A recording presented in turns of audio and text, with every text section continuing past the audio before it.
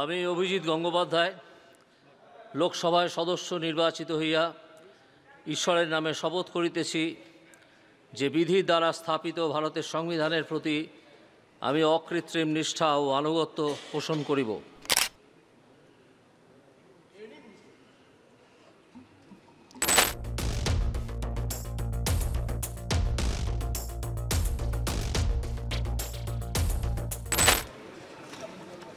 শ্রী অভিজিৎ গঙ্গোপাধ্যায়।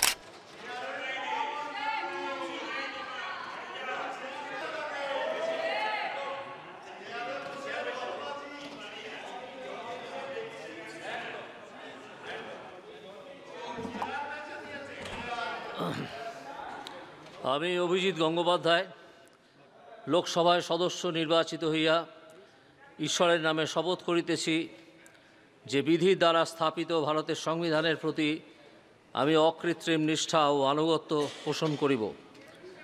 আমি ভারতের সার্বভৌমত্ব ও অখণ্ডতা রক্ষা করিব এবং যে কর্তব্যভার আমি গ্রহণ করিতে উদ্যত হইয়াছি তাহা নিষ্ঠাপূর্বক নির্বাহ করিব।